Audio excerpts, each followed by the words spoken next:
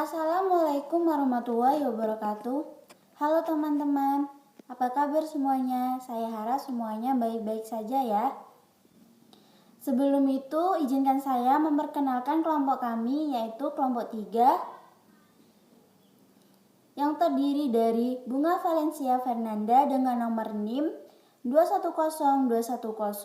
210210200205094. Kemudian Anissa Nurul Ilmiah dengan nomor NIM 21021205082.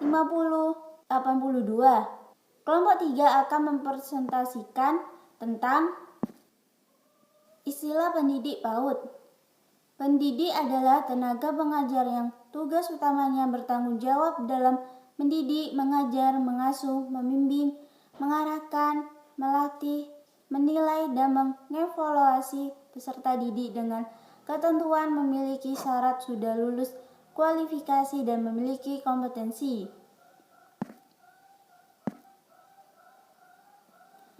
Kedudukan pendidik PAUD menurut perundang-undangan.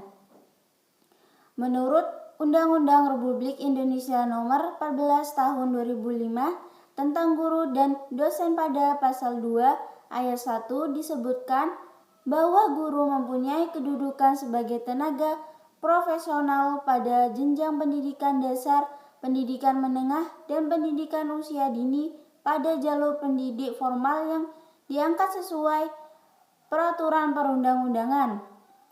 Sedangkan pada pasal 2 ayat 2 disebutkan bahwa pengakuan kedudukan guru sebagai tenaga profesional sebagaimana dimaksud pada ayat 1 dibuktikan dengan sertifikat pendidik.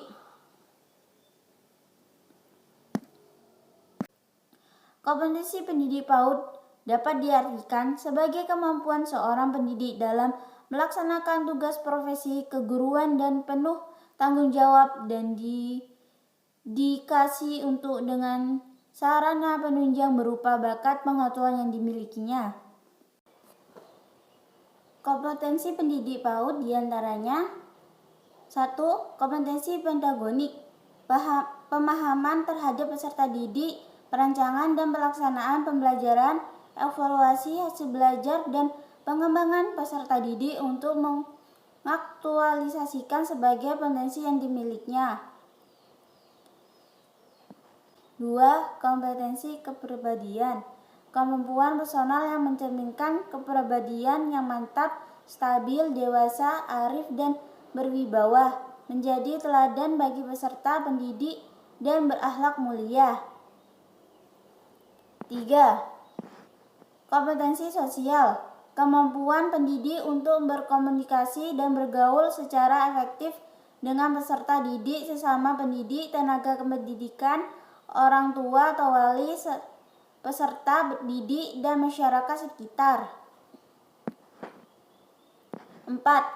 Kompetensi profesional, penguasaan materi pembelajaran serta luas dan mendalam yang mencakup penguasaan materi kurikulum, mata pelajaran di sekolah, dan substansi keilmuan yang menaungi materinya serta penguasaan terhadap struktur dan metodologi keilmuan.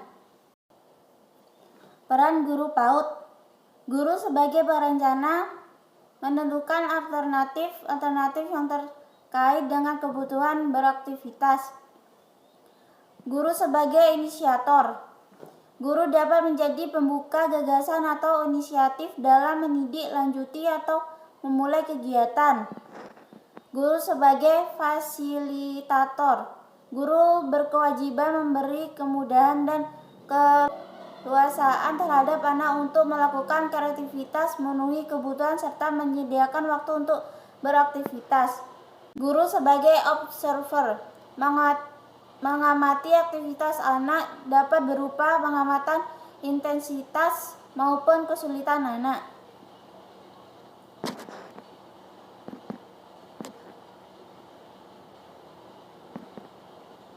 Guru sebagai elaborator, mengajukan beberapa pertanyaan yang merangsang anak sehingga dapat lebih meningkatkan kreativitas yang dilakukan semua anak. Guru sebagai motivator, mendukung, mendorong, dan memberi penguatan terhadap kegiatan pembelajaran anak. Guru sebagai promotor selalu mendorong dan memberikan kesempatan untuk anak agar rajin dan giat membaca. Kemudian untuk materi selanjutnya akan diteruskan oleh Saudara Bunga Valencia Fernanda. Dipersilakan. Yang ketiga, yaitu jalur penyelenggara PAUD di Indonesia. Jalur penyelenggara PAUD di Indonesia terdiri dari 3, yaitu jalur formal, jalur informal, dan jalur non-formal. Jalur formal yaitu jalur pendidikan yang diselenggarakan oleh pemerintah itu sendiri yang berbentuk Taman Kanak-kanak atau KB dan Raudatul Afdol atau RA. Yang kedua, jalur non-formal. Jalur non-formal yaitu jalur pendidikan yang diselenggarakan oleh perseorangan atau pihak swasta yang berbentuk kelompok bermain atau KB, taman penitipan anak atau TPA, dan bentuk lainnya yang sederajat. Yang ketiga, jalur informal, yaitu jalur pendidikan yang berbentuk pendidikan keluarga yang diselenggarakan oleh lingkungan masyarakat di mana tempat ia tinggal. Lalu yang keempat, peran lembaga pemerintah dan lembaga non-pemerintah dalam pengembangan anak usia dini. Yang pertama, lembaga pemerintah, di mana dijelaskan dalam Undang-Undang Nomor 23 Tahun 2002 Pasal 9 Ayat 1 tentang Perlindungan Anak, yang berbunyi, setiap anak berhak memperoleh pendidikan dan pengajaran dalam rangka pengembangan pribadinya dan tingkat kecerdasannya sesuai dengan minat dan bakat. Lalu dijelaskan pula dalam Undang-Undang Nomor 20 Tahun 2003 Bab 1 dan 2 Pasal 1/14 tentang Sistem Pendidikan Nasional, yang berbunyi, pendidikan anak usia dini adalah suatu upaya pembinaan yang ditunjukkan kepada anak sejak lahir sampai dengan usia 6 tahun yang dilakukan melalui pemberian rangsangan pendidikan untuk membantu pertumbuhan dan perkembangan jasmani serta rohani agar anak memiliki kesiapan dalam memasuki pendidikan yang lebih lanjut. Lalu dijelaskan pula pada pasal 23 tentang pendidikan anak usia dini, yang berbunyi, 1. Pendidikan anak usia dini diselenggarakan sebelum jenjang pendidikan dasar.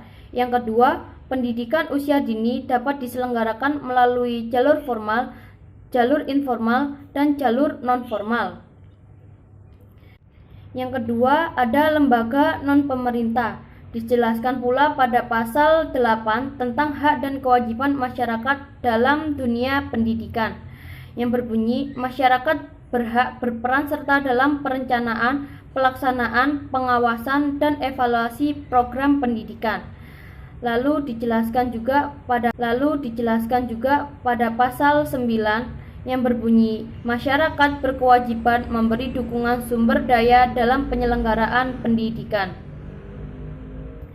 Kelima, peran lembaga tenaga kependidikan dalam menyiapkan guru atau pendidik anak usia dini di Indonesia. Menurut Undang-Undang Nomor 14 Tahun 2005 tentang guru dan dosen menyebutkan bahwa lembaga pendidikan adalah perguruan tinggi yang diberikan tugas oleh pemerintah untuk menyelenggarakan program pengadaan guru pada PAUD, jalur pendidikan formal, pendidikan dasar, dan pendidikan menengah, serta menyelenggarakan dan mengemban ilmu pendidikan dan non-pendidikan. LPTK memiliki tanggung jawab khusus dalam mencerdaskan anak bangsa. Prinsip-prinsip profesionalitas ASN khususnya pada LPTK untuk menciptakan lembaga kependidikan yang profesional diantaranya yaitu 1. Memiliki bakat atau minat serta jiwa dan idealisme. 2. Memiliki kualifikasi akademik dan latar belakang kependidikan sesuai dengan bidang tugas. Yang ketiga, memiliki kompetensi yang diperlukan sesuai dengan bidang tugas. Yang keempat, memiliki tanggung jawab atas pelaksanaan keprofesionalan. Yang kelima, memperoleh penghasilan yang ditentukan sesuai dengan prestasi kerja. Sekian penjelasan dari kelompok kami. Bila ada kurang lebihnya kami mohon maaf. Wassalamualaikum warahmatullahi wabarakatuh.